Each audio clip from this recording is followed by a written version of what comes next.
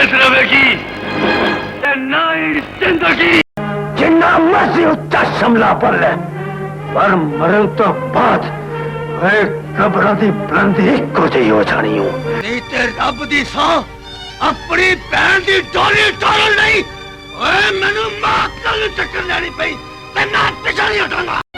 دوستو ون مین انڈسٹری کا لفظ سینما کی تاریخ میں ان ہیروز کے لیے لیا گیا جن کے بل بوتے پر پوری فلم انڈسٹری قائم رہی اور صرف اسی ایک شخص کی خاطر پوری فلم انڈسٹری مصروف عمل رہی۔ امیتابھ بچن بالی ووڈ کا وہ شخص تھا جس کے لیے پہلی بار یہ لفظ استعمال ہوا تھا۔ پاکستان میں محمد علی، وحید مراد، ندیم بیگ، لالا سدیر، سنتوش کمار اور شان جیسے سپر اسٹار موجود تھے، لیکن انہیں ون مین انڈسٹری نہیں کہا جا سکتا تھا کیونکہ اگر یہ لوگ موجود نہ بھی ہوتے تو پاکستانی فلم انڈسٹری پر کوئی اثر نہیں پڑتا۔ یہ اعزاز صرف سلطان راہی صاحب کے لیے بولا جا سکتا ہے کیونکہ اس کی بدولت پنجابی سینما بام عروج پر پہنچ گئی اور 40 سال تک سینکڑوں بلاک بسٹر فلمیں دینے کے بعد ان کی موت سے پنجابی فلمیں بھی ختم ہو کر رہ گئی اور فلم ساز اور ہدایت کاروں نے شان سعود اور محمد رانا کو نیا سلطان راہی بنانے کی کوششیں ضرور کی، لیکن نہ ہی سلطان راہی دوبارہ آیا اور نہ ہی پنجابی فلمیں دوبارہ اس کامیابی سے بنی۔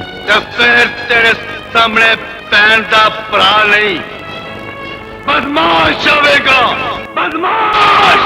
سلطان راہی صاحب اگرچہ اردو پنجابی دونوں فلموں میں مقبول تھے لیکن وہ پنجابی فلموں کے دیوتا کی سی حیثیت رکھتے تھے۔ 40 سال تک پوری پنجابی فلم انڈسٹری اسی ایک شخص کے سہارے چلتی رہی، اس کے لیے کردار لکھے جاتے تھے، اس کے لیے کہانیاں تحریر کی جاتی تھی اور اس کو مد نظر رکھ کر اسکرپٹ تحریر کیے جاتے تھے۔ فلم ہدایت کار، فلم ساز، ہیروئن، ولن اور کہانی نویس آتے اور جاتے رہے لیکن سلطان راہی ہیرو ہی رہا اور 40 سال تک ایک شہنشاہ کی حیثیت سے پنجابی فلموں پر راج کیا۔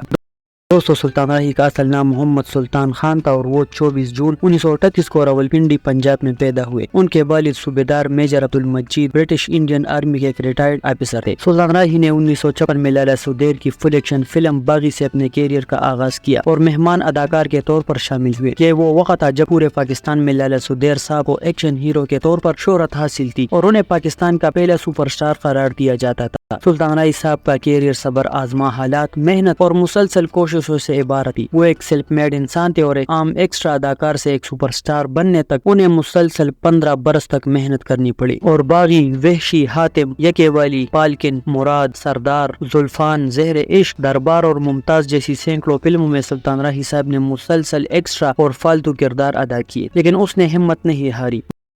1965 کی فلموں ہیر سیال اور دیوداس اور 1967 کی فلموں انسانیت اور امام دین گویا سے سلطان راہی کو کچھ شناخت ملی۔ 1969 میں اداکار، ہدایت کار اور فلم ساز رنگیلا کی فلم دیا اور طوفان میں سلطان راہی نے اہم کردار ادا کیا اور 1970 میں رنگیلا کی سپر ہٹ فلم رنگیلا نے سلطان راہی کو اصل پہچان دی۔ 1973 میں سلطان راہی نے 3 فلموں خوشیاں، ایک مداری اور بنارسی ٹگ میں کام کیا۔ یہ تینوں فلمیں پنجابی تھی اور ان فلموں کی بدولت سلطان راہی کو پنجابی فلموں میں ہاتھوں ہاتھ لیا گیا۔ 1975 میں سلطان راہی کی 3 کامیاب پنجابی فلمیں شریف، بدماش، شیدا پستول اور وحشی جٹ ریلیز ہوئی اور سپر ہٹ قرار پائی اور وحشی جٹ کی بدولت سلطان راہی اصل میں شہرت و مقبولیت کے اس مرتبے پر پہنچ گئے جس پر آگے چل کر وہ مسلسل 20 برسوں تک راج کرتے رہے۔ وحشی جٹ نے سلطان راہی کو پنجابی فلموں میں اینگری ینگ مین کا خطاب دیا اور وہ امیتابھ بچن، بروسلی، سدیر اور سلویسٹر اسٹالون کی طرح فل ایکشن ہیرو بن گئے۔ اس کے بعد سلطان راہی کی پنجابی فلموں کی لائنیں لگ گئی اور ان کی ہر فلم سپر ہٹ ثابت ہوئی۔ 1976 کی چترات شیرا اور لائسنس اور 1977 کی صدقے تیری موت نو نے اسے سپر سٹار بنا دیا۔ 1978 کی رنگا ڈاکو بھی سلطان راہی کامیاب فلم تھی لیکن 1979 کی مولا جٹ نے پاکستانی فلموں کا ٹرینڈ ہی بدل دیا۔ یہ پاکستان کی فلمی تاریخ کی عظیم ترین فلموں میں ایک ہے اور اس فلم نے بطور ہیرو سلطان راہی کو اور بطور ولن مصطفیٰ قریشی کو لیجنڈ بنا دیا۔ اس فلم کے ذریعے سلطان راہی کی شہرت و مقبولیت پوری دنیا میں پھیل گئی اور پاکستانیوں کے علاوہ انڈیا کے سکھ اور امریکی اور برطانوی گورے بھی سلطان راہی کے دیوانے ہو گئے۔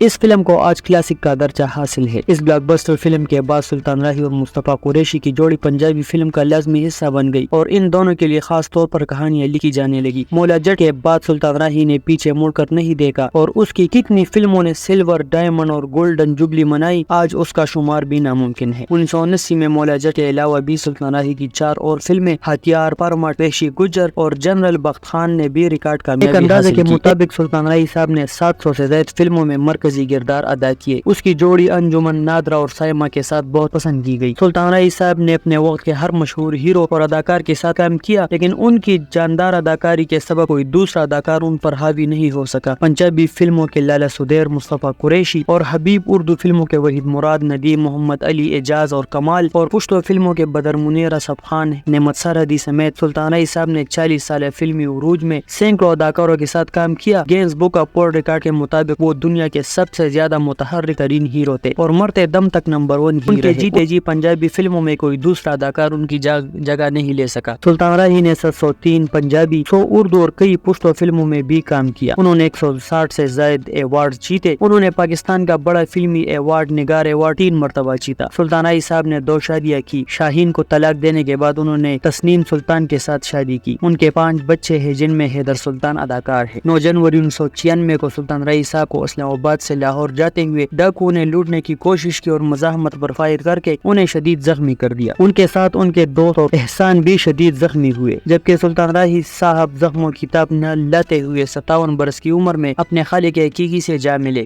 25 برس گزرنے کے باوجود آج تک ان کے قاتلوں کا سراغ نہیں مل سکا. ان کے انتقال کے بعد پنجابی فلموں پر بھی زوال آیا اور اس کے بعد کامیاب پنجابی فلمیں کبھی نہیں بن سکی. ان کی آخری فلم سخی بادشاہ بھی سپر ہٹ فلم ثابت ہوئی. سلطان راہی ذاتی زندگی میں حافظ قرآن اور صوم و صلات کے پابند، ایک انتہائی بلند اخلاق کے مالک، ایک ملنگ انسان تھے، غریبوں کے ہمدرد اور عاجزی کے پیکر تھے. ان کی موت کے بعد پتہ چلا کہ وہ خفیہ طور پر غریب اور نادار یتیم بچیوں کی اپنے خرچے پر شادیاں کراتے تھے. ان کی کامیاب فلموں میں چن وریام، شیر خان، کالے چور، سالہ صاحب، شریف بدماش، گاڈ فادر اور وحشی گجر وغیرہ شامل ہے.